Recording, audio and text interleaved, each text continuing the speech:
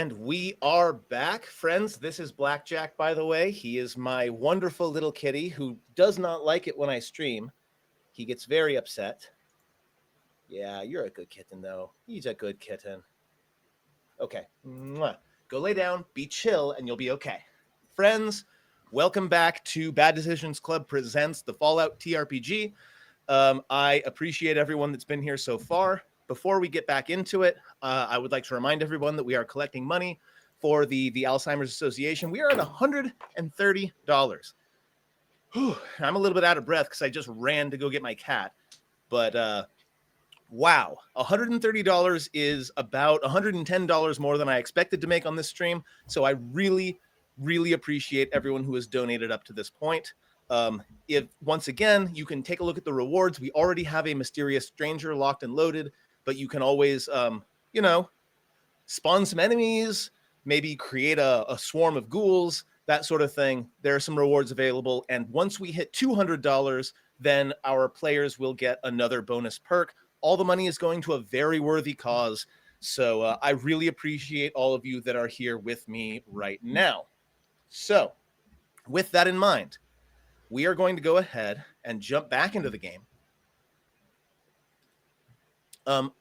After Mika's death, Rast is quiet, but he's interested in what the players want to do next.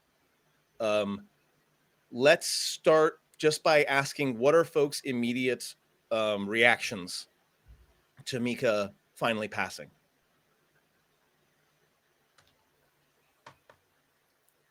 I have questions about the relationship between Mika. I know that she called the doctor Daddio when he first opened the door, and I wonder what that was in reference to. Maybe it was the drug. I was thinking that. I'm gonna go ahead. I'm gonna look at I'm gonna look at the skills really quick, because I feel like I might be able to give you a roll here. Let's see. Let's say there isn't really a good one, but go ahead and give me an intelligence plus, I don't know, let's say survival. An intelligence survival to get an idea of what Daddy-O might have meant. And could we use an action point for this? Hell yeah, you can always use action points. So I do. Excellent. And wow, that is 4 successes. So that brings you all up to the maximum of 7 action points. Nice. And I'm going to say that Daddy-O is, yes, it is a chem, and it might refer to that, but also it's kind of a casual way that people back in the 40s and 50s, sometimes like in the 1940s and 50s, kind of like greeted each other. So it's possible she was just trying to be cool. Okay. Vault dwellers that's a good answer.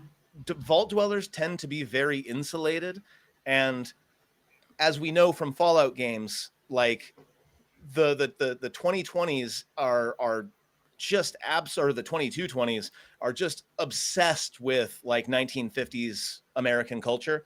So it's probable that she was just trying to be chill, like she was just trying to downplay the seriousness of the situation.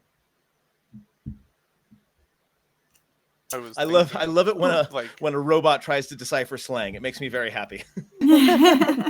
Okay, so you were curious about that. Let's talk to our 2 wastelanders, Edgar and Alexandria. What are the 2 of you doing in the moments after Mika's passing? Purely out of character, but I do kind of wonder if I could take the Pip-Boy. That being said, Alexandria and not Jer would probably be trying to dig a grave, or just like some sort of respectable burial for Mika. That makes perfect sense to me. It is possible for a Pip-Boy to be transferred from a Vault Dweller after their death. It does require the death because a Pip-Boy is attuned to a particular person while they're alive. So taking it off of a live Vault Dweller wouldn't do anything. But yes, I will say, and Alexandria will go off and start digging. Dr. Rast will close the eyes, and you do have the option of removing the Pip-Boy. Yes, it would work for you. I'm going to let you decide whether or not that's a thing that Alexandria wants to do, but it is an option, yes. Let's talk to our maybe two... if someone else like Dr. Rast or Edgar's like, you might get some use out of this. I don't know. Speaking of Edgar, what are you up to in the immediate aftermath of this? I'll help dig the hole, but also I think Edgar is like not questioning Alexandria, but like just kind of asking to himself, like out loud, what did she mean by that? She said several times, like, people in the vaults that have things done to them. I didn't have anything done to me, I don't think. Or did anything to anyone, I don't think. Maybe not all vaults are bad. Maybe she did mean something. What does she know? Did she know? And it's just kind of like going on that like tangent in his head, completely like unaware of the things that happened. Now, Edgar is aware that there was a rebellion that opened up the vault fairly recently, yes? What does he think that rebellion was about? He doesn't know, but people were very angry at him, so he ran. Fair enough. Fair enough. And how about the two handy robots? This human grief thing is something that you're not like entirely familiar with, although I mean handies have lost people before. What are the two of you up to in the immediate wake of Mika's passing? Usually when this happens, I just clean up afterwards. Makes sense. Yeah, that's what I was going to say too. Just help with the jobs. So like digging the hole, gathering, Mika's things and putting them in the hole with her. So anything that people would need to like help with that job, I think I'd be focused on that. But also wondering, do we know where Diamond City is? Do we have that knowledge? You are aware of the general location of the place. I will let you decide whether or not you've been there. It's a fairly well-known spot in the Commonwealth, but it's also kind of tough to get to because it's also known that the area immediately around Diamond City tends to be home to a lot of super mutants. But once you're inside the city, it's pretty safe because there are these massive walls that kind of keep everything inside. Okay. Okay, so I'm loving this so much. So it seems like everybody kind of gets around. They make a grave, and Dr. Rast will lower the body into the grave, and he'll look down at the Pip-Boy, and he'll have the same thoughts as everyone else. And he will look at Edgar, actually, and say, I'm not a vault dweller. I don't know what the etiquette is here. Are vault dwellers supposed to be buried with their Pip-Boys, or would it be acceptable to have someone else utilize it? I don't want to do it if it's disrespectful, but I don't know what the protocol is here. Oh, well, no. A Pip-Boy is a part of the person for their whole life, but it is a valuable resource. You can take it and repurpose it and give it to another child, or Mika said that her goal was to help all of humanity, that she wanted to make a safe place for everyone. I think that having access to this resource would help us do what she wanted. But if anybody feels that it would be disrespectful to remove this from her, please speak up, because I don't want to dishonor the dead, but I also want to make sure that her mission is successful. He'll look around, and unless anybody makes an immediate denial, he will go ahead and reach down unhook the Pip-Boy, pull it off, and underneath the Pip-Boy, the skin is like white. Because, of course, that's an area that doesn't see the sun very often. Makes sense.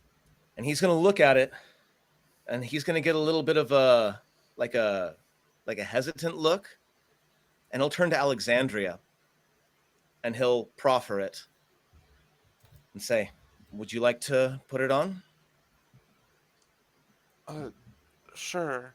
I'll take it. Putting on the Pip-Boy is a very interesting experience. It's not just a matter of latching it onto you. Like, the moment it is latched, you feel needles protrude from the inside of the Pip-Boy into your body, into your bloodstream. It latches onto you.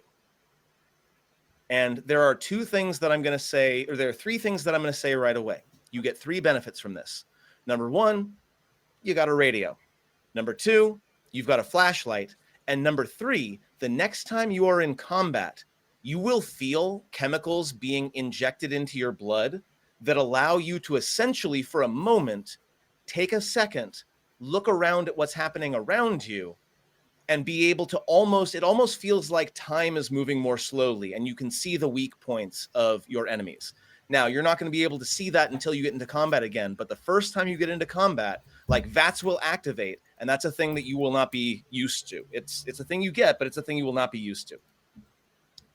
And then Rast will stand, and he'll say, "Does anyone want to say any words?" I didn't know her long, but it was an honor treating her and making sure that she felt at peace as she died. Yeah. And he'll look around, see if anybody else has anything they want to say. Okay. Mika, I also didn't know you for long, but you are brave and your mission is noble, and I will do whatever I can to make sure that your wishes are respected. And I'm sorry. I'm sorry I couldn't save you. And with that, he will begin to fill in the grave. And I assume others will help him to do so. And within a few minutes, you have yourselves a grave. Rast will grab a sizable rock, and he's going to use his laser rifle to put a couple of random marks on it. I can't write on it, but this should be enough if any of us decides to visit again. And he places the stone at the head of the grave. Well, the sun's going down, and I know a place that should be safe enough for us to rest for the evening, but it's a bit of a walk. So if you'll follow me. And Okay. with that, my friends, you all get to level up, which means What? I believe if you go to your main sheet, there should be a little XP button. If you click the XP button, it should get you up to the next level, which will automatically give you a hit point. You get to increase 1 skill by 1 rank, up to a maximum of 6 now. So if you have a 3, you can up that. And then you get a new perk. Nice. So let's talk really quick. So you get 1 skill rank, you get 1 perk. I'm going to give you a minute or 2 to figure out what you want to do, and then we'll go ahead and move on into. Actually, let me know what perk you pick, and then we will move on to the next little adventure. Okay, I ended up using medicine a lot more than I should, than I thought I would have. So I guess I'm upping that. Excellent.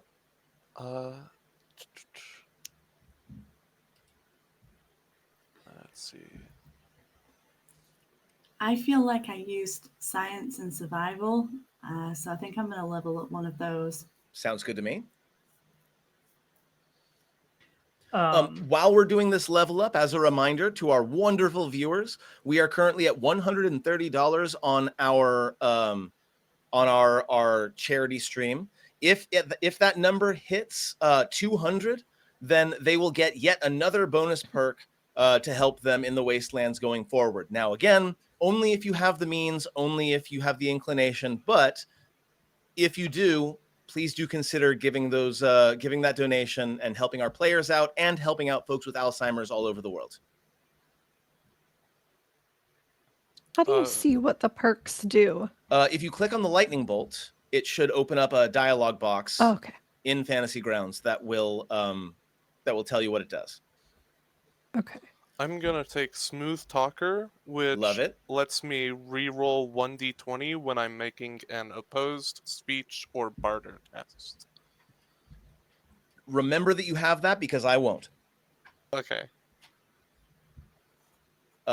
Who else? An opposed test is when someone else is going against you as well, right? Yes. Like, for example, if you're selling something and you wanna get more caps, you make a barter check. Okay. They make a barter check, and depending on how many successes each of you get, it could alter prices. Does anyone else know offhand what their perk is going to be? You don't have to do it now because we've got a little bit of a couple of scenes going forward before you are in combat again. But if you know what you're going to take, go ahead and let us know. yeah. I'm going to take science. Science.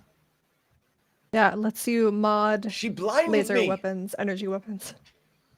Yeah, so it Yeah. allows you to mod energy weapons, which is now pretty important. By the way, as this burial has been happening, patrolling around you is in fact the Mr. Gutsy that is continuing to follow you. And though one of its legs, one of its hands, now lies sort of drags on the floor behind it, it is still very much there to help you to help keep you safe. Is there a way to detach the arm without hurting the Gutsy more? Yeah, you can detach it, no problem. And in fact, I'll go ahead and say you get a little bit of scrap out of it, but you won't be able to like rebuild it as a pincer without some serious science.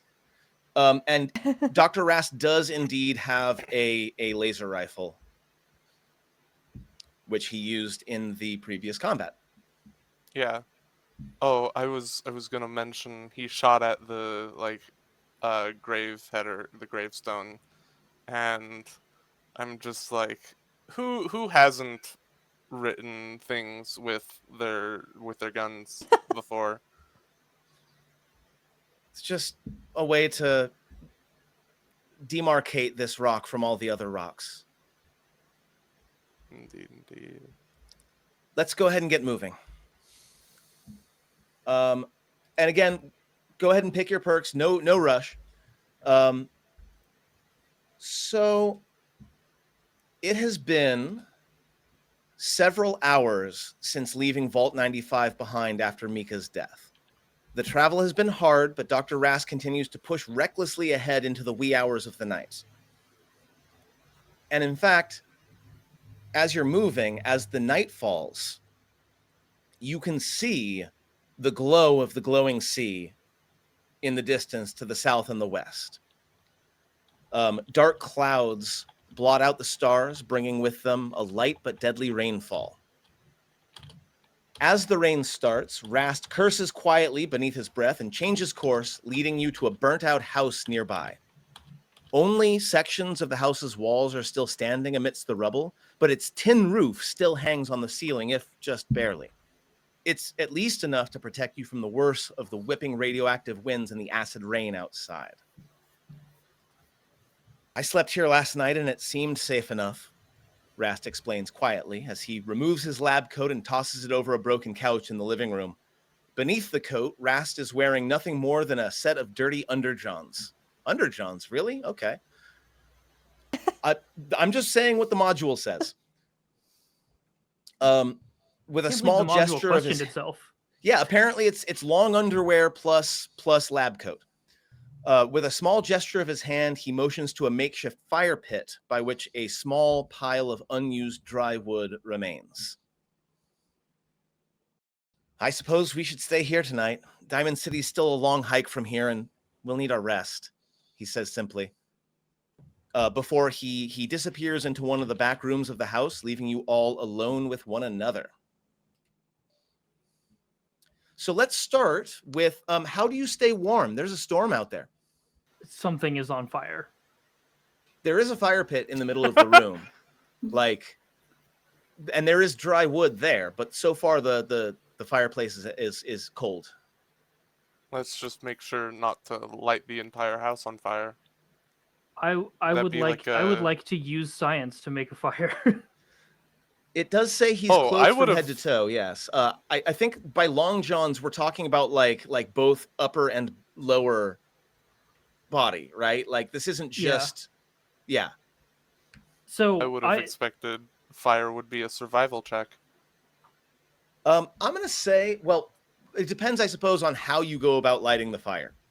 True. If Isn't there fire coming like out of the robots? there's Oh! steam, there's steam Yeah. coming out, and both of the robots have flamethrowers. yeah, exactly. Yeah. So So I will- by Go ahead. I'm going to use science. I'm going to make a chemical reaction by using a flamer on wood. So yeah, no I love problem. I will say that either one of the handies can expend one flamer fuel to get a fire started. I'm not gonna. Oh, we'll call this a difficulty 0 challenge, and you're already at maximum AP, so no sense in Don't doing roll. any nonsense. Don't get a complication. Don't burn the house down. don't roll. Yeah. I can spend one. So yeah, you'll go ahead and get the fire started, and after a few minutes, Dr. Rast will actually reappear, and he'll re-enter the room, and he's carrying a guitar.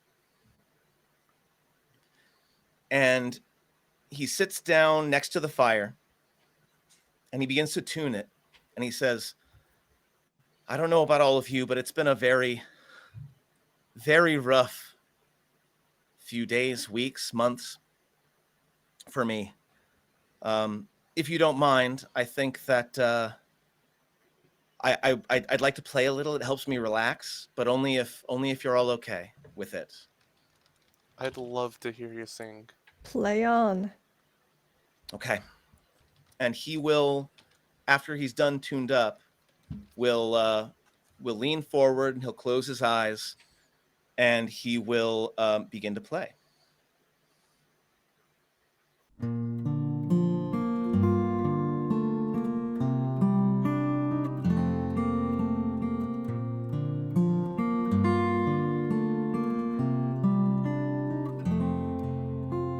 Why does the sun go on shining?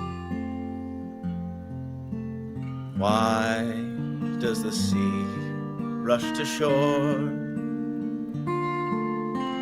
Don't they know it's the end of the world? 'Cause you're not with me anymore. Why do the birds go on singing? Why do the stars glow above?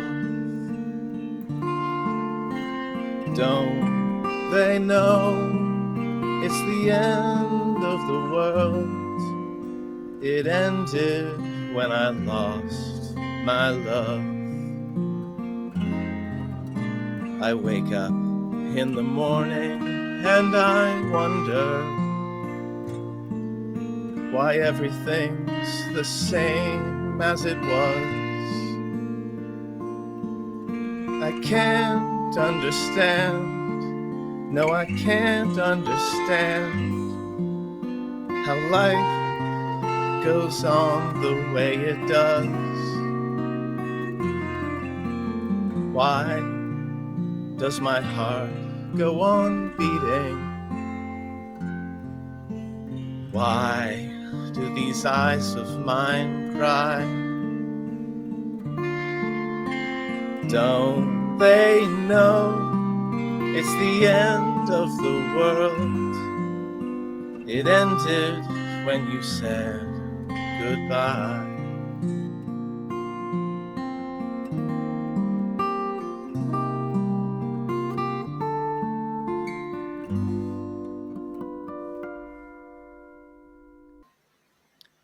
He finishes and he looks at the fire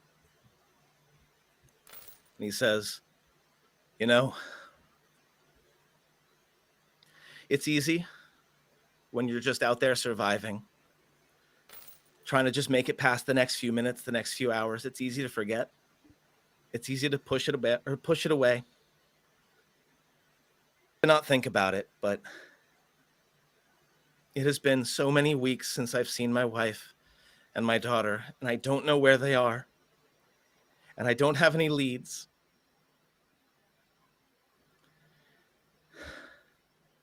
I'm sorry. I miss them. And I think that helping Mika do what she wanted to do is right now the only thing I can do. Hell, I don't even know if they're alive. But if they are, they're waiting for me. And I just hope that in Diamond City we all find something that we need. Because I can't give up hope yet. I'm sorry. I think maybe I should go and get some rest.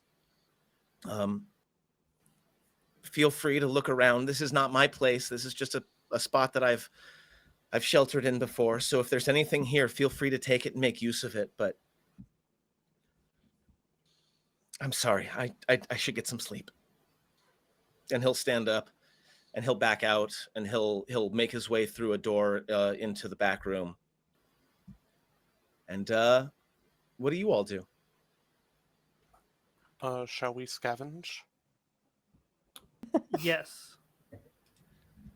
I'd like to tell him that was a nice song before he left. Like, oh, that was a nice song, mister. Thank you. Yeah. I also would like to tell him that to keep up hope. We'll find him. I'll try. Yeah, we'll help you reunite with your family. We'll help. Let's talk about scavenging. So as always, you can spend up to 3 action points to increase the amount of stuff that you scavenge. And let's go ahead and start. Okay, so here's how this is going to go. We're going to make a group perception plus survival check with a difficulty of 3. I need you to choose the leader, the person probably with the best roll, who will be the one who leads this, and everyone else will assist. So any successes that they get will essentially add d20s to the leader. So who's going to go ahead and lead this? I've got 10. Remember, a higher number is better on this. That's higher than I have. Total, my perception and survival is 6, so I am Okay. not going to be the leader. Okay. It looks like Edgar's probably going to be the leader. So everyone other than Edgar, go ahead and roll a perception survival, and any successes you get will add d20s to his roll. Hell yeah, that's 2. Okay, so Justin, go ahead and have Edgar roll what did I just say? Perception survival, but add 2 d20s to it by right-clicking once you pick them up. Okay. I'm also, there's not an action point thing to use 3 for scavenging. So no, that is for essentially it's extra damage dice. So go ahead and roll the check first, because you might still fail. okay. And if you do, then you can just go ahead and roll to add damage dice essentially. Okay. Ooh, I got some points. I got some action points to work with all of a sudden. Okay, so you succeed, and now you can spend up to 3 action points to find more and more stuff. Okay, and you spent all 3. Yep. Perfect, excellent, wonderful. Okay. Oh, So- that doesn't. I thought that would put the text into the chat. It didn't put the text into the chat, but I can click on it and I can see it. Like anyone in the chat can click on it. I think. Hold awesome. on. I'm just gonna. No, I can't. Okay, I thought that I would be able to drag the text, but it didn't work out that way. Okay, so Oh, let's see. I had.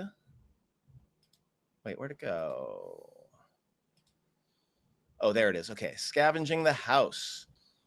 All right, so we're gonna go ahead and do.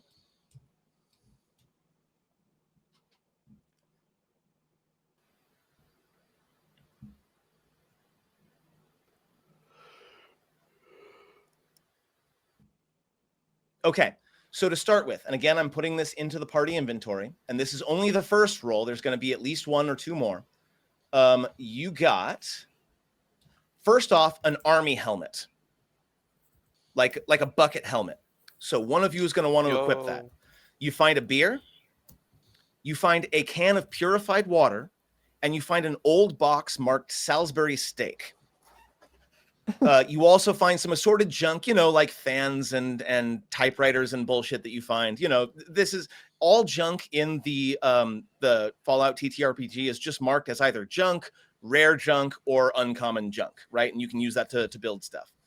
But because you how do we know? Say what? You don't know now. How do we know whether it's rare, uncommon, or common? It will say rare or uncommon if it is. If it just says junk, it's common junk.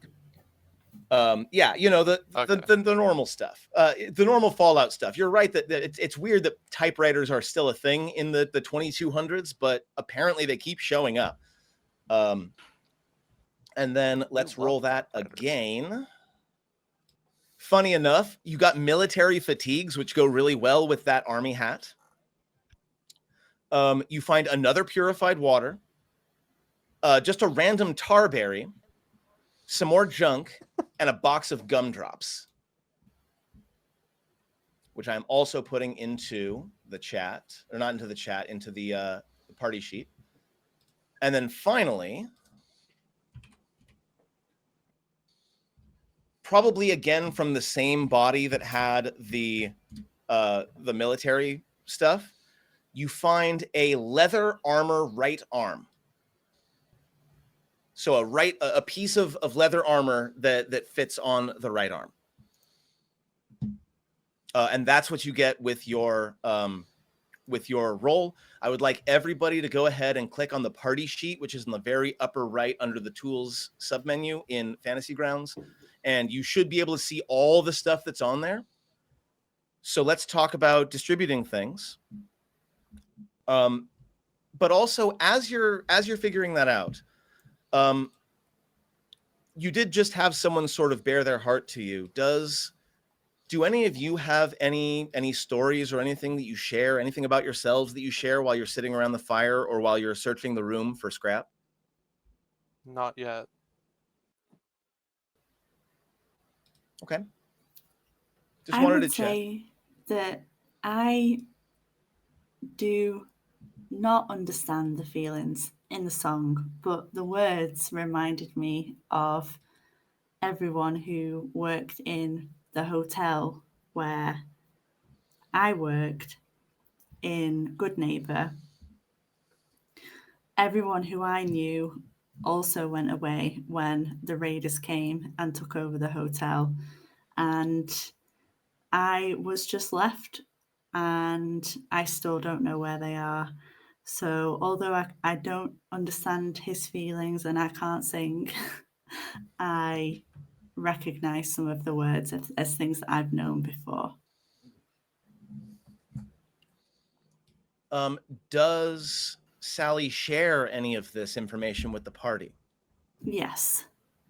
So she talks a little bit about the hotel that she used to work at and how it got taken over by raiders and how she did lose people, even though she can't quite understand what the feeling of loss feels like. Yeah. Does anybody else have anything that they say or do around the fire before we move on to your rest? I would like to attempt to fix the Gutsy's leg. The module is very clear that the G.E.C.K cannot be fixed. But what I can say is that you can at least remove the malfunctioning pieces so it's not dragging along the ground behind him. Oh, I can't even jury rig it. You know what? You have a specific perk. I'm going to go ahead and let you make an intelligence science. This is going to have a difficulty of 3. And even though you won't be able to restore his hit points, you could theoretically restore his use of the pincer. I think that's an okay thing to do. So give me a difficulty 3 intelligence science. Okay, I'm gonna spend 1. Yep. Let's go. Is that What? 6 successes that I cow. see? Okay, so I said 3 was the target, which means you gain 1, 2, 3 action points on top of that. What the hell just happened? Okay, so here's what happened. During the level up, I took science and then I took skilled and put them into science. Oh So my suddenly gosh. you're like, shit, I know how to science, like way better. Yeah. So what do you do with the leg? Because yeah, you definitely are able to fix the pincer so that it works again. But it's a jury rig, right? It's not something that is fixed the way it's supposed to be fixed. So what does it look like? Maybe there was some duct tape along the junk that you just picked up. Yeah, so according to the jury rig perk, the next time any complication happens, it will completely break again. Yes. So, but this is like the leg's banged up and he's just like found like little bits of metal and like tape and has just like kind of braced it in weird ways that like, yeah, it's going to function as a pincer, but any even like minor kinetic hit to it is going to cause this thing to collapse again. But until then, it can grabby. Thank you, medic. Oh, Amazing. yes, you're welcome? Question mark? Does anyone mind if I just take whatever from what's around? Okay. Yeah, I don't mind. Yep. If you drag, I can't wear jackets. Yep, I can't wear hats. yeah. That's the important thing. Out of the 3 of you, the 2 of you and Rast, who is getting the helmet? Oh, I Alexandria just just took took the it, so Oh, perfect. Excellent. Make sure it's equipped. So in your inventory, in Fantasy Yeah. Grounds, click it so that it's equipped rather than just held, because that does give you damage resistance to your noggin. yep. My My noggin's the only part of me not Heck protected. are you? Now, There we go. what other preparations do you make in order to get ready for the evening? And yes, the robot can definitely wear a hat. In fact, a Mr. Handy with a bowler cap is like the most adorable thing. Oh, That's oh. true. I would like to clean up the house. I like, have a find formal maybe hat. like a mop and a bucket. I have a formal hat. Can I give the one of the handies a formal hat? Do they accept it? The Gutsy's not interested. Would the Gutsy isn't interested? No, the Gutsy's not interested in a hat. You can dress me however you like. Okay. Can I just put this into party inventory? Yeah, you can drag it from your inventory into the party inventory, and then anyone else can grab it and cool. put it back There we into go. theirs. Yeah, pretty convenient, all things considered. Does anyone have, and these are again questions that I'm reading off of the module, does anyone have any odd habits that the other player characters might notice as you're now finally in a place where you can pay attention to each other and not the immediate danger? Like, does anyone have any weird tics or weird habits that others might pick up on? You notice that I'm generally very quiet and keep to myself. Not Makes sense. dissociable, but not actively coming to anyone either. And the 2 handies immediately go to cleaning. Yeah. So that's definitely an odd habit, but not that odd for a handy. Did anybody take the hat? I tried to, but I don't know that I succeeded. Oh, I took it. Do you Edgar want took it? the hat. Oh, you did? No, it's fine. Okay. I just took it because it's funny. If you have an actual use for it, I No. will keep it. No, I was gonna take it because it's funny. Because it's Okay. funny to put on a handy, yeah. Yeah. Yeah. And it gives you something to charisma checks. Oh. A dandy Let's handy, see. yes, perfect. Wearing a formal hat allows you to reroll a single d20 on one charisma-based skill check you make each scene. Yeah, so once a scene, you Interesting. could be like, oh, I didn't convince you, but look how awesome my hat is. And it gives you another Tip chance. hat. What about now? Let's go.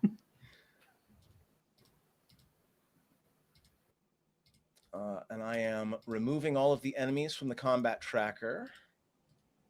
And I am resetting the round to 1. Not that there's any combat coming anytime soon. No. He said far No, too of course loudly. Of course not. Can I? How No, does not at crafting all. work in this system? So crafting in this system generally Yeah, requires can we a scrap bench. the weapons? But yes, I will give you junk for the weapons if you want to break it down. But like actually creating mods or repairing things generally requires a workbench, which you don't have at the moment. But you can Okay. scrap things, yeah, no problem. I will Okay. say I was gonna see if I could make more baseball grenades. Amazing. so. I can't possibly deny you the potential for that kind of chaos. So what I'm going to say is I'm going to say you can go ahead and make an intelligence science really quick. Again, your DC is 3 though, because this is not an easy thing to do. Cool, But spin yeah, to the you could point. probably figure it out.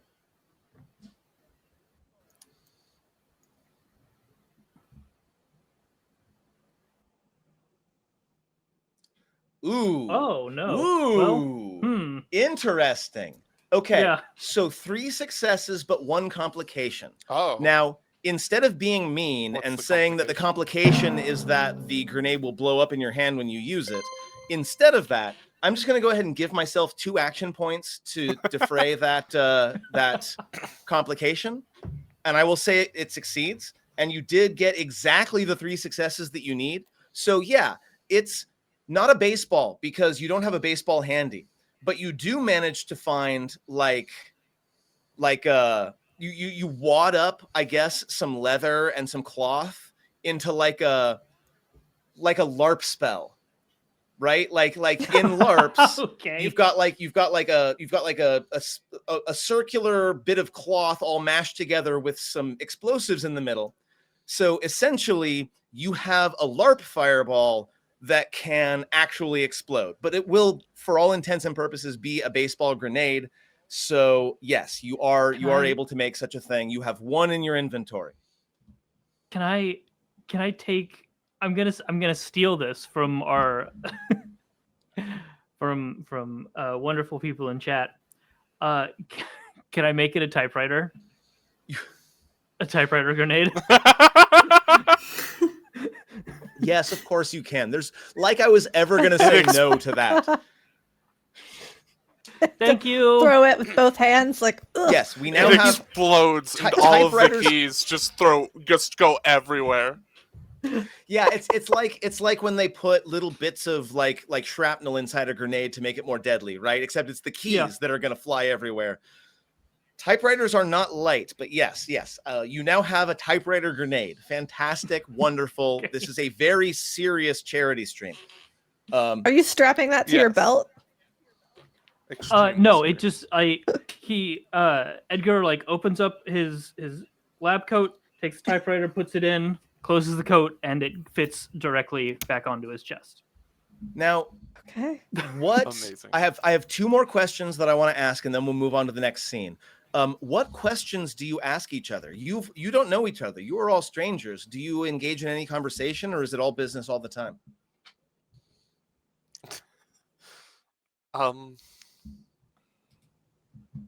I'm gonna just keep ask throwing to you invasive all. questions while I'm cleaning. Like, can you pick your feet up, or do you have to put your bag right there? Like, those are the only questions that I ask. Oh, Love it. I'm so sorry. I can get those out of your way. Edgar will answer anything curtly and completely, but won't ask any questions. He is definitely way too absorbed in fixing and making and scavenging and doing all of these things. One might call that an odd habit that other people recognize. Yes, absolutely. So, with that, the last thing is anybody going to be keeping watch? I volunteer. I don't think the handy robots require sleep. Yeah. So I don't know. I just want to check in, like, are you all like shutting down, or is there going to be any sort of patrol or anything? It does seem like Alexandria will like speak up and volunteer to take the first watch. Yeah. If you tell me to patrol, like I would need an order, I think, Oh to do yeah. that. Like I don't think the Mr. that I would Gutsy think could of that. probably patrol as well. The Mr. Yeah. Which Gutsy is does not respond to you ironic. when you talk to him. Well, yeah, of course. The Mr. Gutsy only responds when one of the handies talks to him. Exactly. Love that. Exactly. So Fucking any chain of orders command. that the two humans have for the Gutsy, you're going to have to relay the order to one of the handies, and then the handy relays the order to the Gutsy, who will absolutely keep go ahead and patrol, no problem.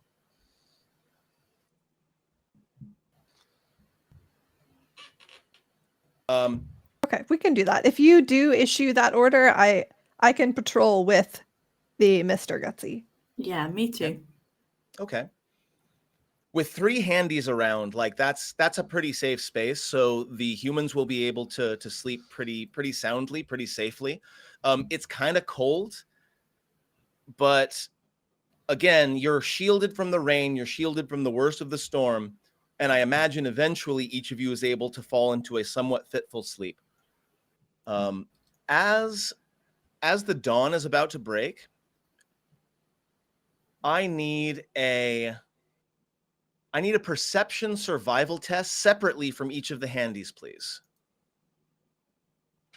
Perception survival. Almost, but not quite. Remember that you can spend a... By the way, everybody's luck points refresh because we're sleeping. Oh. Okay. Okay. I see no successes. Do either of you want to spend luck to re-roll? No. No. What about the other Mr. Gutsy? I'm gonna roll his after we figure out what happens with you two. Okay. Oh. I'm not gonna spend Okay. luck. Okay.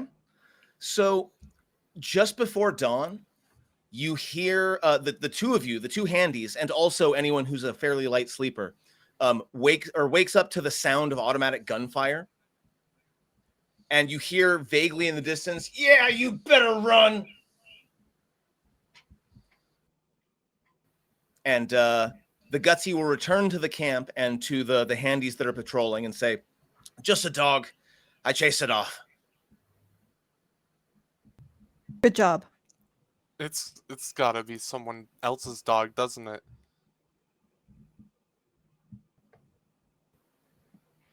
The Gutsy somehow manages to shrug despite not having shoulders. I could see it.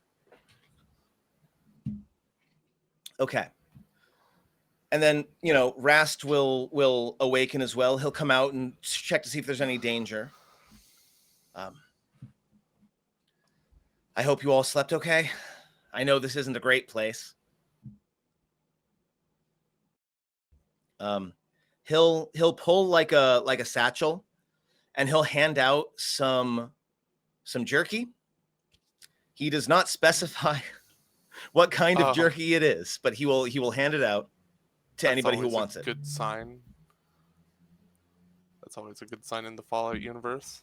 He looks I'll take it. down at it and he says, Yeah, it's not much, but at least it's not iguana bits. I love that. Yeah, I'll take it. Especially if it's not iguana bits. So in the Fallout TTRPG, there is a hunger, thirst, and exhaustion count, but since you all are currently staying more or less on top of things, I'm not going to bother with that because it's more of an advanced mechanic that we would do for a longer campaign. But I will say you do go from being somewhat hungry and somewhat tired to being not well rested, because that requires like a bed and actual shelter, but like rested and full, and you're able to find enough water to keep going as well, no problem. So Rast will say, so on the way to Diamond City, I believe that it might be advantageous for us to find some trade goods, or we can go straight there. I know a warehouse that I know for sure has not been looted yet. It is dangerous, it's hidden, and probably has something inside that keeps others out.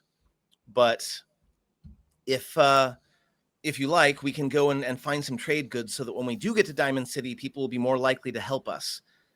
In the big city, a lot of folks don't necessarily care what you have to say unless you have caps. I would have checked it out myself before, but by myself, it would be a suicide mission. I think that's fine. And he'll look at everybody else, and he'll look at the Gutsy, who's absolutely on board. Okay. I know that With caps some are gutsies, yeah. important, so we need Yeah. caps. Can we convert the existing junk into common junk in the party sheet? Is that what it's called? Yeah, I can do that. Hold on. Okay. Go into the party sheet. I'm just going to call it junk, parentheses, common. Oh, I was talking about the parcel coins. There's the common at the bottom. Oh, you're right. Again, I'm messing around on Fantasy Grounds. I did get that done. Good stuff. Well said. Okay. So the next morning, Rast shares jerky made of an unknown meat. Rast remains reserved and thoughtful, and again mentions wanting to investigate the warehouse on the way to Diamond City. So we'll go ahead and just skip ahead because we're running a little bit short on time. We're going to go ahead and skip ahead. But before we do, we are at $144, my friends. We do still have a mysterious stranger that has been redeemed. So we will make sure to get that in round 1 of the next combat. But if we get to $200 in the bank, if we get to $200, that will be another perk for the entire crew. We will be doing at least one more session of this, so it will help them through the next. This is a 2-shot, not a 1-shot. And also, of course, you can spend to add action points either to me or to the players. And of course, all the proceeds go to the Alzheimer's Foundation, so it is very much a good cause. In a small clearing among burned out buildings is an old warehouse, not much larger than a house. Its windows are barred on the outside and appear to be boarded up from the inside. Its entrance is a set of wide doors held shut by 2 heavy padlocked chains. A rusty sign near the door reads, "Green Brothers and Company, no parking, keep clear." And spray painted beneath the sign in faded red letters are the words, "Hell is empty and all the devils are here."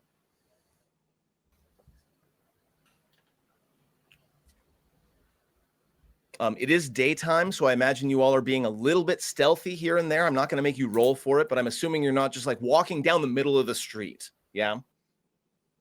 Right. What do you do? There's a warehouse. It's locked. It seems to be barred.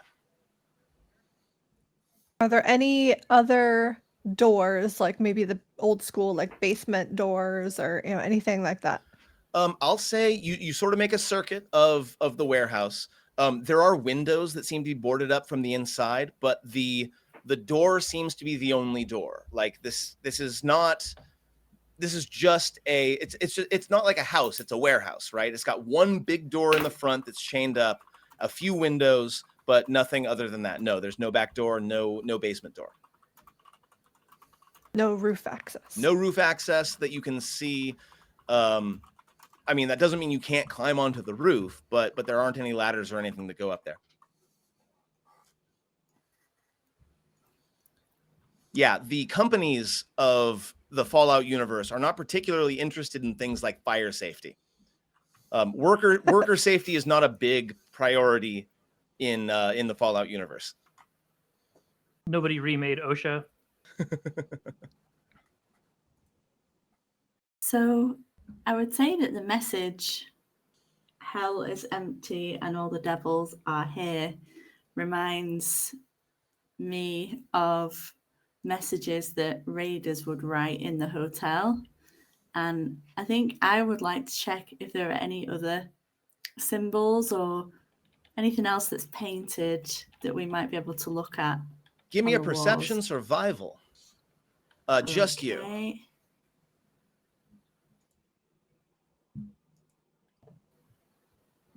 Okay. Okay. I'll give you an action Nice. point for that, and I will say that no. So you do know about raiders. There aren't any raider symbols here. It does not feel like that's who owned this place. And it doesn't have the same sort of jagged lettering that raiders tend to use. So I will say with that much, I will also say you can tell that like this is not a place people come and go from.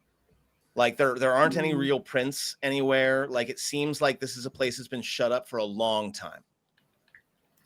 So it's almost like a warning, really. That to anyone seems who like might wanna come a reasonable conclusion to draw. Yes. by. Okay. Are there any external machines like turrets or sensors that would potentially be dangerous? Nope. The warehouse is Even pretty used to our blank. advantage. It's pretty empty out there.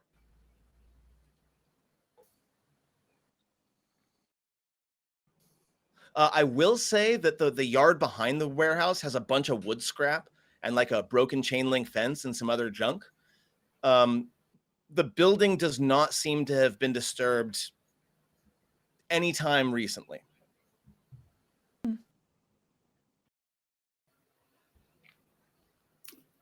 Are there any buildings nearby, like churches? With the Yeah. reference in hell, is there a church where someone may have tried to enter in here before? I'm gonna do a 50-50. Let's do even there's a church and odd there isn't. I'm gonna say no. There are buildings around here, but this is kind of an industrial district, so they're a little bit further away apart from each other. No, this is not an area where a church would be found. Okay. I wanted to see if there was maybe a diary knocking about that we could see if someone's tried and maybe escaped, but no. I'd ask Rust what he knows because he brought us here. He seems to know something. I know that folks tend to avoid this place. And I know that it is shut and barred, so I'm sure there's something in there that's valuable. But in the wasteland, if there's a place that hasn't been scavenged, it means that it's either difficult to find or dangerous, or both. And in this case, this is not a difficult place to find. So I can only imagine that it's dangerous. So if we go in, we should be prepared for the worst. But also, if nobody's been here in what looks like decades, there could be some really good stuff in there. The Gutsy's like, Maybe hell the Gutsies yeah! should go. The Gutsies should go in then, since Yeah. Well, you seem we won't get hurt. Yeah, you seem all gung ho about it. Why don't please do the Yeah, honors? if you're so excited about it. You want me to just break the door down? No, I would say let the gutsies go first. We don't want to have anyone get hurt or anyone else to pass away. So maybe the danger won't be for robots. So I'm gonna say that unless someone is gonna stop him to try to like pick the locks or something, the gutsy's just gonna try to just punch its way through the door. Maybe we should not do that. We should stop. And in fact, his Let's- buzzsaw attachment will come up and go, and he's gonna start moving towards the door. No, let's go slow. Let's go slow and be careful. I see we've lost Jer. Uh-oh.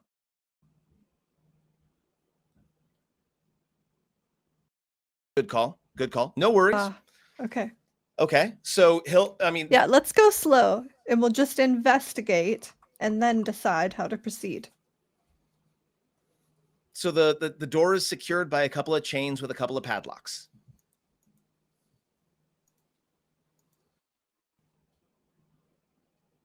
That's a simple solution, right? You figure your basic options are to try to pick the lock or to try to force your way in. Yeah, let's just try to pick the locks. Sally, could you pick the locks? I think you're the best at it. That sounds like you do still have a bobby pin. Note that if you roll a complication, that bobby pin will break, but you do have one. So go ahead and roll a perception plus lock pick with a difficulty of 1. Okay. And can we use an AP point for this? Absolutely, always. You can always use an AP point, an action point. And while you're doing that, I will remind our wonderful viewers that you can purchase action points either for our player characters or for me if you want to make their lives more difficult by choosing a reward and making a donation to the Alzheimer's Association. Oh, wow. But you don't have to do that right now because that's 3 successes. So that's 2 action points, getting you up to your maximum of 7. Yeah, so you're able to pick the padlocks pretty easily. It turns out that they're not very, very good. They're master locks, so it's really easy to get in. You're able to open the door. The door swings out towards you, but here's the thing. You open the door in towards you, and what you see is a big pile of plywood that has been nailed in as though someone inside the warehouse was attempting to fortify from within.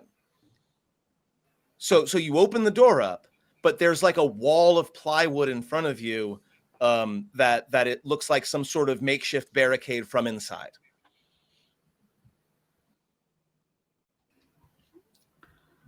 So why do we think that it's barricaded from the inside? I have my buzzsaw, but maybe we need to think about this. Well, we could just go inside and find out. Yeah. Obviously, whatever was outside was more dangerous than whatever was inside. The barrier is blocking your entrance. But if you look at it, like it's nailed in, it is theoretically possible to push the boards in without making a lot of noise. Or the gutsy is like pacing back and forth, like it's ready to go. It's ready to just Kool-Aid man its way through this fucking thing. But yes, there is a quiet option. You can theoretically try to pry the boards out from the outside so that whatever may or may not be inside there can't hear you.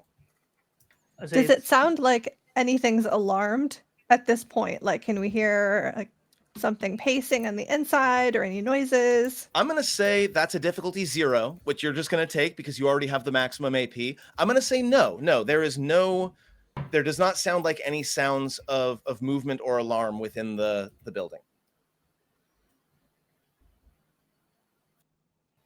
Okay. So I could try and use my buzzsaw on the plywood. That would also work without a test, I will say, but I'll let the rest of the characters chime in first. If there's value in being quiet and also maybe not using the buzzsaw, because we don't have infinite buzz saws, right? So if we would damage a saw, we don't have a replacement. Very good point. So if we could try to push in, Yeah. maybe. Good Here's plan. a Maybe we weird- send the gutsy. So yeah, if you try to sort of loosen the nails and remove the boards one at a time, that would be an intelligence plus stealth test with a difficulty of 2. And I'm okay with anybody other than the gutsy giving a assist to that. So pick the person who would do the best, and then everyone else can go ahead and roll to assist. What's the roll? It's an intelligence plus stealth. Now, I know you still have a mysterious stranger thing. That will work if there is combat, but I don't think a revolver is necessarily going to get you through the door. I don't I know. have a It's a pretty 10. big revolver. It is a pretty from some of big these dice revolver. rolls. I have 8. So It sounds like Sally has Okay. the highest with a 10. I'm Nancy. I'm sorry. It sounds like Nancy. I told you I would do it. That's fine. Everyone else other than Nancy, go ahead and make an intelligence plus stealth and sneak. It says intelligence plus stealth on the module, so I am not responsible for this one.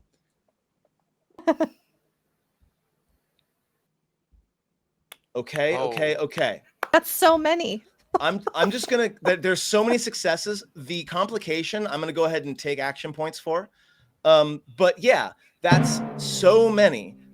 Go ahead, Nancy, and roll the full 5d20 for your stealth intelligence check. That's 3 successes. Nice. I said the difficulty was 2. Wait, yeah. So I can't give you an action point because you're at your maximum. Yeah. Okay. So you're able to very, very quietly, I mean, as quietly as possible, there's some screeching, sort of maneuver the boards out. So that's not a problem. And then the gutsy is going to try to sort of rush into the room.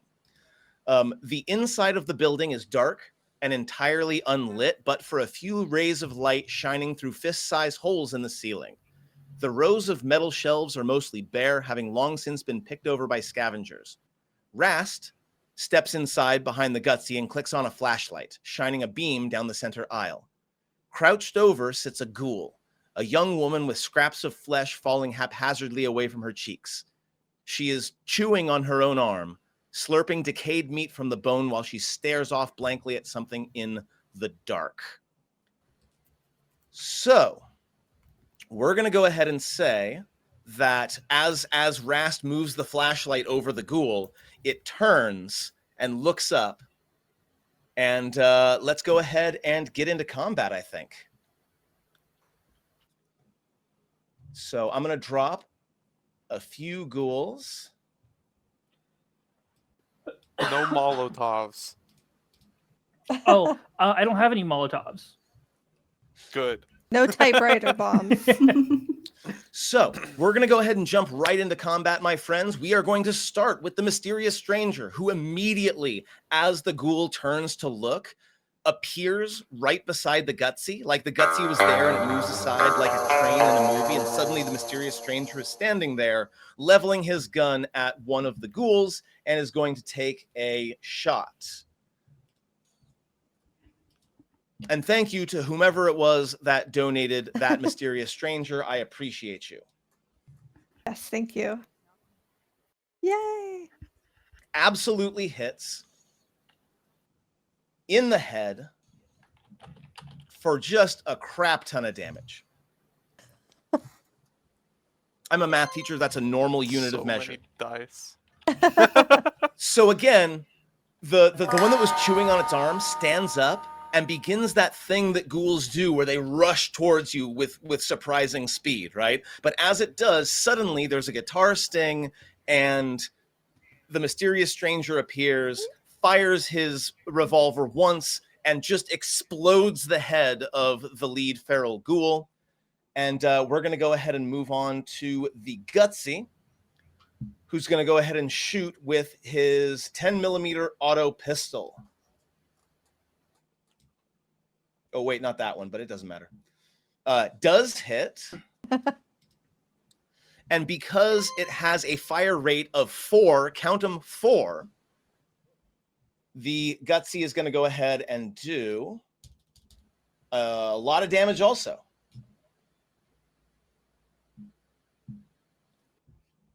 Looks like the torso. So just raises up its claw that has a gun on it and just riddles a second feral ghoul with bullets. Just absolutely destroys it, and it flies back and hits the ground. The noise of the bullets, however, do draw 3 more feral ghouls from the far side of the room. They are currently at medium distance from you. So ghouls 4, 5, and 6 are currently at medium range, whereas ghoul 3 is in close range. Okay? Okay. Dr. Rast is once again going to sort of find a hiding place. He's gonna actually, no, what he's gonna do is he's gonna spend his action to put his flashlight on the last ghoul that's in close range. That way, because it's dark in here, it's dark enough to where it would increase the DC. But oh man, we just got a $100 donation. Yes, I am going to say that Tensei, you do now have, in addition to your typewriter bomb, you now have infinite baseballs. You've got one of those big old like umpires have, right? One of those big old sacks on your belt that's just full of baseball grenades. Absolutely phenomenal. I love it. It's amazing.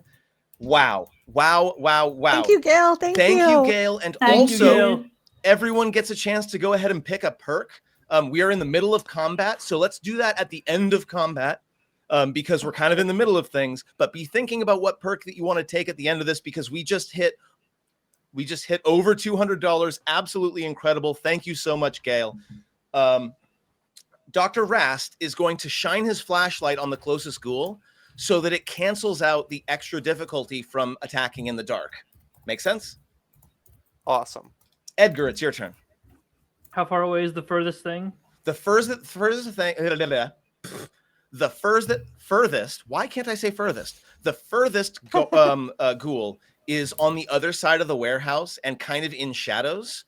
So it's at medium range and it's dark. So if you attack it, you'll get a +2 to your damage or to your difficulty. Can any of us assist with that, or because it's combat?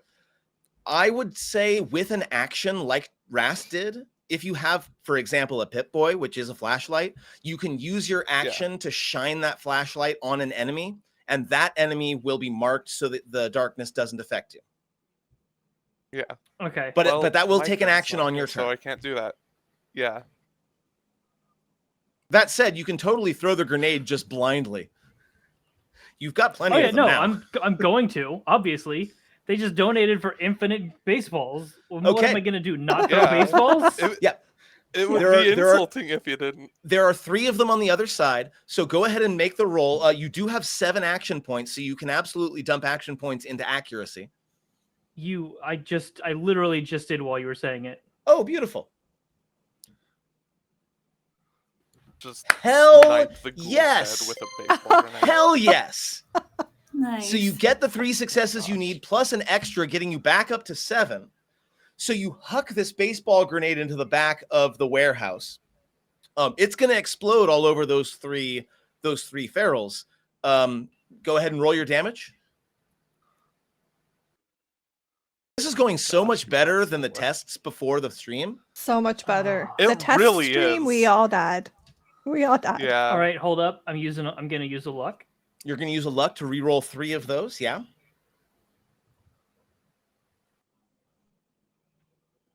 So 5 points of damage. Yeah, so they don't die, but they are going to get scattered a little bit. Go ahead and describe what this looks like, Tensei. This is the typewriter bomb, and it's just he just kind of pulls it out, this huge thing in both hands, and just over into the corner, and it slowly like sinks into the darkness and disappears before there's a bright just as the corner is lit up for all of a quarter of a second as in a bright orange flash as little keys go everywhere and embed themselves in the walls. I'm going to say that the two humans, for the rest of this scene, you're going to get a +2 to difficulty on any sound-based perception checks as your ears start That's ringing fair. with the force of the explosion. The handies are immune to that because they're fine with it. Wow. Edgar, anything else you want to do? You still have a minor action if you want it. I do. Remind me what I can do with minor actions. Minor is moving, aiming, which isn't a big thing, and also like switching items around or interacting with the environment. No, I'm good. Okay. Nancy, there is one ghoul that is sort of jumping towards you. Now, these ghouls, as you're looking and as you can see them in the flash of the typewriter bomb, you see that they are wearing like clothes. Like these are not naked ghouls, and it's clear that some of them are sort of older men and women. And of course, the one that was chewing on her arm seemed like she was younger, not like child, but like a young woman before getting transformed into a ghoul. So Nancy, it's your turn. I'm gonna kind of posture myself in between like the ghouls and the humans to try to protect them, and then shoot the ghoul with my laser. Pew pew. That's Make the roll. Yeah, that's what I do. I'm gonna spend some action points. I feel like I might not even get a turn with these ghouls.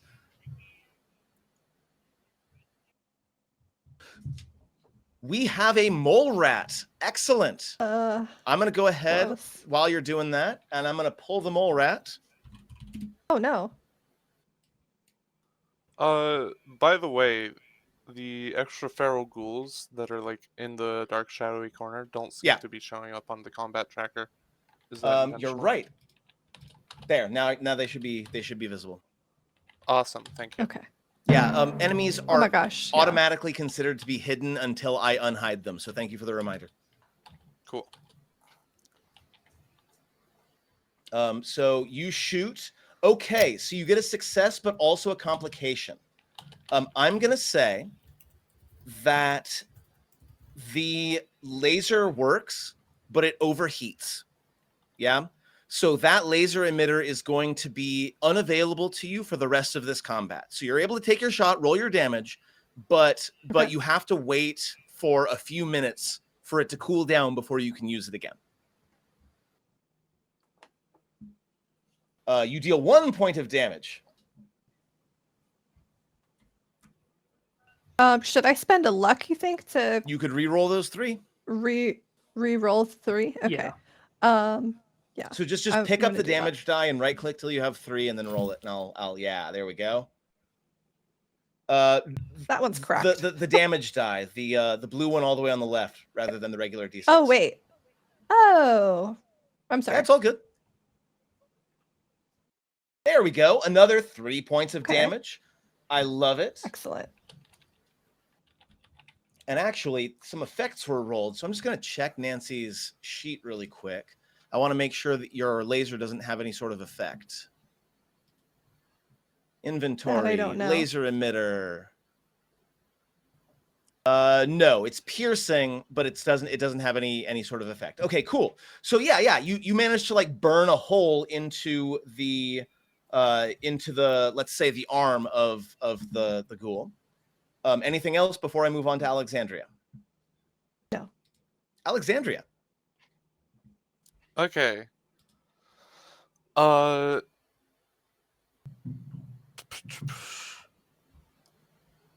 I've got the knuckles equipped. Yep. Feral Ghoul 3 is in our zone, correct? 3 is In your zone. That's the one that's in your zone. All of the others are medium range. Yes. Okay. Is it the young woman that we originally saw? No, that one was dropped by the Gutsy. This one we'll say looks like it Okay. used to be a young man. Okay. In that fact, case, he I'll just, still has a punch him. necktie dangling down from his neck, but no shirt. The shirt has been torn off, but the necktie is somehow still around his neck. That's funky. Yeah, I'll just punch it. Looks like a hit to me. Okay. Roll that damage. I get a success. Can I use an action point to increase the combat die? Yeah, Yes, you can. let's do that.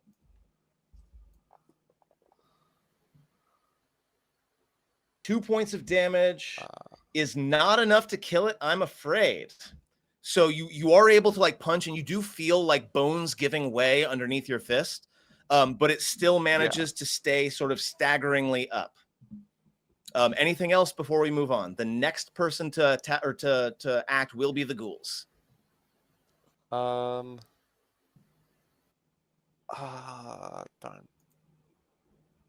I will remind that you can use 2 action points to take an additional major action, but if it's an attack, you'll get a +1 to your difficulty. Also, I have a lot of action points lined up. This is going to be a good time. Oh, okay. Yeah, no, I'm using those even if there's an increased difficulty because I. Yep. So you're looking for 2 successes rather than 1 this time. You will get just the 1 success, I'm afraid. So you'll take a wild second punch, but it's not quite enough to connect. You can spend a luck point to re-roll that d20 if you want to give another shot. Yeah, Thank do goodness. that. Where is here? There we go. Let's go down to 5 and then roll another d20. So many ghouls. Okay.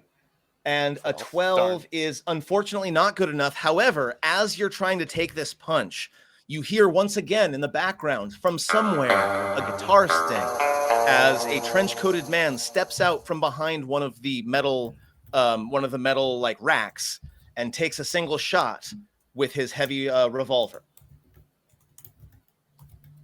So we're going to go ahead and do that.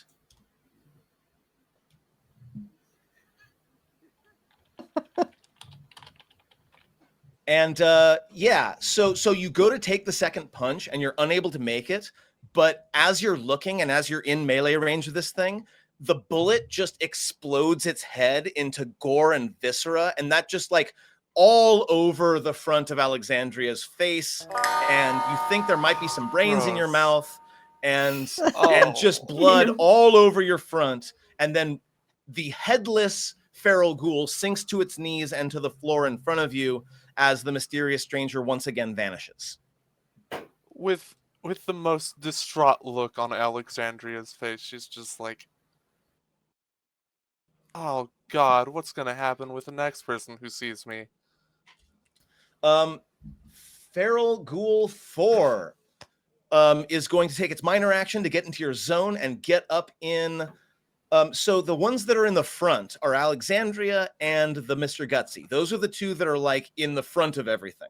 So I'm going to roll evens and odds. Even, it will be Alexandria. Odd, it will be the Gutsy.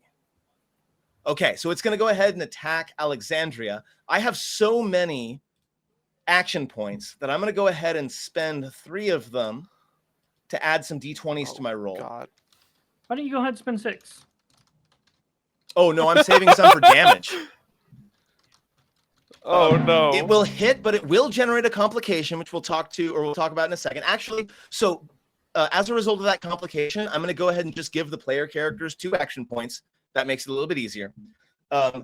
We are now going to go ahead and spend 3 action points into damage. So it rushes forward, and it like 2 hands tries to grab you and slam you into the into one of the racks. This is going to be fun. Oh, no. Oh, no. Okay. So it punches you. The ghoul punches you in the middle of the chest, and you can feel ribs breaking and skin parting. So Ow. like it punches through, not all the way out to the back, but definitely like leaves a serious wound. Your chest is currently like gushing internal blood. Yeah. So you have a critical injury on your torso, which means at the end of each of your turns, you're going to be taking some extra damage until someone binds up your wounds and gets you healed. So it rushes forward and unleashes just an absolutely savage punch. Feral Ghoul 5 is going to go ahead and also run forward, and it's going to target the Gutsy. It will miss the Gutsy. Feral Ghoul 6. I'm going to go ahead and roll. You better hope for an odd, because evens is Alexandria and odds is Gutsy. That is Alexandria. God damn it. So Feral Ghoul 6 is going to go ahead and attack Alexandria as well. Will hit and generate an action point for me. Oh no. That's not fun. Oh And no. will deal a critical injury to your left arm. So as these two ghouls come at you and one of them punches you in the chest and breaks something inside of you, you try to use your arms to shield yourself from the other one, and it punches you in the forearm, dealing a fracture to your bone. So again, your left arm now hangs sort of uselessly at your side. I didn't need that arm anyways. Um, Ouch. in the Got back another line, one, right?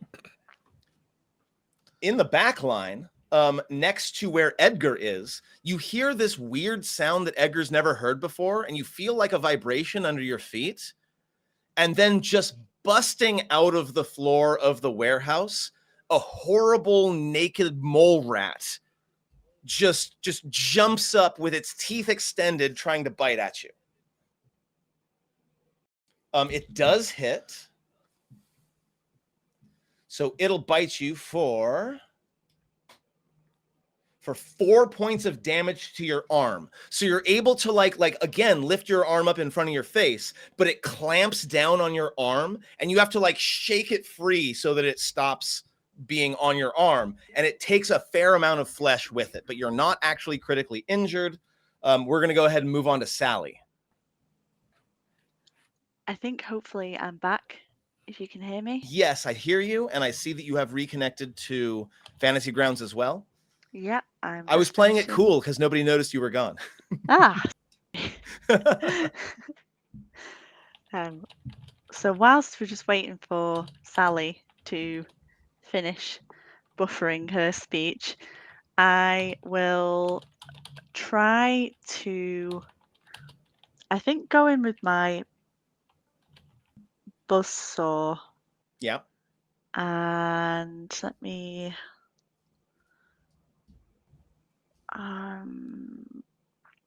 would you say proximity wise, could I go for Feral Ghoul 4? Yes, it will take a minor action to float up to it, but yes, it's absolutely within range. Okay. So I will go ahead and try my buzzsaw on Feral Ghoul's torso. Okay. Oof. Oh no. Yeah, so that didn't work. Do you have anything else for me? I think I will end my turn there before I cause any more trouble. The Gutsy is going to go ahead and let's see. It's going to go ahead and use its flamethrower instead of its auto pistol. So it's because this is a dark room, right? And a lot of you are having a little bit of a hard time seeing. So he's going to go ahead and attack with a flamethrower in the hopes of A, killing a ghoul, and B, providing some illumination to the area.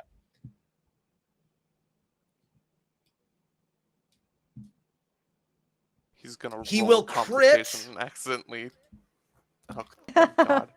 I was just gonna say he's just gonna roll a complication and accidentally light me on fire. No, that's my job. That would be really funny, but no, it did not happen this time. That is your job, isn't it? So Feral Ghoul 4, the one that punched Alexandria in the chest, will become like a miniature bonfire and collapse to the floor. Everyone can now see the area pretty well in the eerie light. It smells really bad, but also kind of like bacon. Oh. It turns out that burning human smells an awful lot like pork. Wonder why. Tasty. We should research that. Your cat's really cute. Thank you. Dr. Rast is going to break from cover and move toward Alexandria, and is going to, without a whole lot of ceremony or ado, jam a stim pack directly into your back. So go Fuck. ahead. Thanks. So I'm going to go ahead and apply 4 points of healing. And I'm going to go ahead and say that the torso wound is now considered treated, though the arm is still injured. So you're no longer bleeding from the internal bleeding on your torso has been staunched. So you're not going to take that damage at the end of your next turn, but your left arm is still useless. You can only heal 1 thing per stim pack. Edgar, it's your turn. Yeah. What do you got, Edgar? Okay, the ghouls have moved in closer. Yeah, and there's also a mole rat right up in your grill. There's a mole rat right up in my grill. He took my coat with him. I'm gonna throw a baseball at this mole rat. The baseball, however, surprisingly has the stats of a throwing knife. Oh, so it's just a baseball rather than a baseball grenade. Okay, that Yes, seems yeah. reasonable to me. Go ahead and make that attack. Oh no. No, that's a success. Okay. That hits. Well, yeah, but it's not as good as it has been. That's true. You do have 3 action points to use if you want. Mole rat hasn't been damaged and is not on the combat tracker. It is. It's just invisible. You should now be able to see it. It's on tracker. Yeah, there it is. Hell Ooh. yes. Okay, Ooh. give me a description, because you one-shot this thing with a Nice. baseball pitch. Okay. I think it's just like he takes it and okay, goodbye. Just like things on the ground, he just chucks it straight down, fall. just straight into the head. Concussion, collapse. Nice. Unceremonious. Once again, in Mortal Kombat style, I see like a slow motion X-ray of the ball impacting the forehead of the mole rat, and the skull just shattering at the impact. Nancy, it's your turn. All right, I'm going to go for another ghoul, but no laser this time. My laser is broken, laser so is we're going to have broken. to do a flamer as well, which I'm a little nervous about. Well, I mean, I'm in melee range. I could use a You can pincer, right? definitely. That's You can probably a just safer. Yeah, totally. Okay, that would be a safer option for sure. I'm going to try to use an action point as well because things are not looking good. I think they're looking okay. 2 successes, so that'll yeah. be 1 action Okay. point for you. Excellent. Pincer does 2 points of damage to the right arm. I'm going to say it snips the arm right off. And the ghoul like begins to bleed heavily and again collapses on the ground. There is 1 left. Alexandria, you are you have a critical injury on your left arm, but you can still use the right arm. What do? You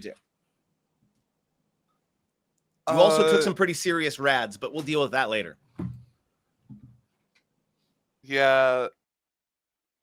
How far away is the 6th feral ghoul? It's close enough to be in melee range. In fact, you could use the aim action before you attack to get a reroll on a d20. Okay. Do we have enough action points for an additional action? There is currently No. 1 action point in the pool, unless somebody makes a donation very quickly. There is one action point currently in the pool. Sorry, my cat got on the Okay, keyboard well- and made me say some stuff. I love that. Love Get that outta for here. your cat. Forgiven. I see we just got a donation. I am For going action to. points?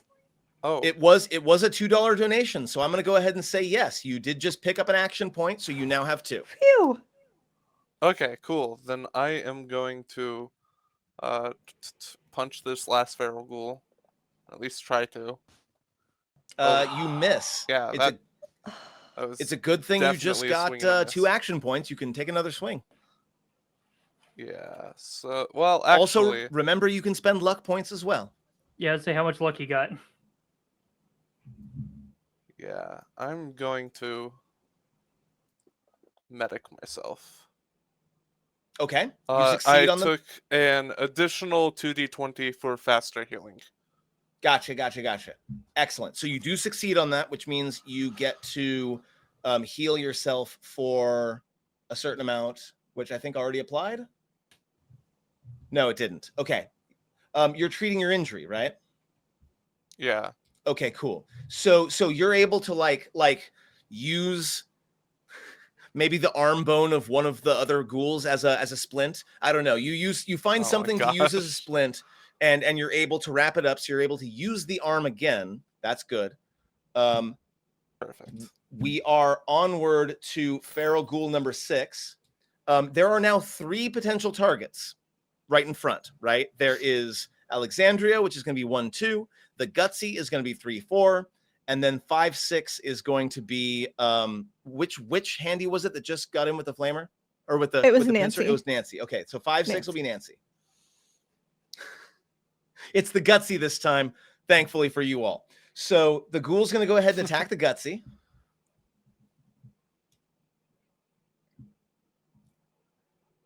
It will hit. I'm going to go ahead and spend 1 action point for a little bit of extra damage. Oh. Not the gutsy. Not the gumdrop buttons. So arm 3 was not the one that was damaged, right? It was arm 1 that was damaged. It was arm Yes, 1 that was correct. I don't damaged. know. Okay. The feral ghoul rushes forward towards the Mr. Gutsy. It takes another sort of leaping punch attack that hits the Gutsy in the gun arm and does a little bit of damage, but doesn't seem to be altogether that bad. We are almost at the end of this. Sally, what do you do? I will try and use my pincer on feral ghoul 6. It is the only ghoul left. Roll that beautiful dice. Roll those beautiful dice. You know what I meant. Yeah. Unfortunately, you're looking for a 7, and you got an 8 and a 9, so you did not hit. Would you like to use luck to re-roll one of those? Yeah, let's do that. Go for it. We're so close. How do I do that? Just roll a d20. Okay, You're looking for 7 or lower. okay. Fingers crossed. Oh, that was so almost a 3, Oh, but no. no. No, you are unable to hit it. I'm sorry. We're back to the top. The Gutsy. The Gutsy is going to save the ammo and is also going to use its pincer. But is it okay with the players if I spend one of your action points on behalf of the Gutsy? Yes. Yeah, sure. Okay. Because I'm not going to spend mine on this. There we go. And with the crit, you get it back. Thank you, Gutsy. Um, Being so polite. and so he's going to go ahead and roll that damage. Excellent. So his pincer will come up and like at the neck of the feral ghoul, we'll just snip it at the neck and just cut the neck and blood pours down and the ghoul will fall to the ground and curl up, and the danger for the time being will pass. Yay. And that, my friends, I think is where we're going to end this. We will begin our next stream by looting the warehouse. So all of the wonderful spoils, and believe me, the table has some pretty great stuff for you on this particular place. we will start by figuring out next time what you get. Now, we haven't talked yet about when we are going to run this again, so I don't want to put anybody on the spot. I'm hoping to run it again next weekend if folks have the availability, but let's not go ahead and say anything about that one way or another. For now, what I do want to talk about is how we just raised $272 for Fallout for Hope and for the Alzheimer's you. Association. And I am so grateful to all of you for being here. Thank you, everyone. Are we going to have perks? Yes. Now, since we're at the end, and we're going to end the stream pretty quick, but you did get a perk from the donations. So why don't we just go ahead and really quick talk about what perks we're going to get, then we'll end it. And then those of you players who can stick around to do some debrief, we'll do that off stream. Okay. I have chosen Meltdown. So when I kill an enemy with an energy weapon, they explode. Ah, nice. So don't use energy weapons on enemies that are right next to your friends, is what I'm hearing. I don't know. It doesn't say that there's friendly fire, but it doesn't say that there isn't. So I don't know. Fair enough. We'll look into it between now and next time. Who else is taking a perk? What other perks are you taking? I'll take Terrifying Presence. Terrifying Presence?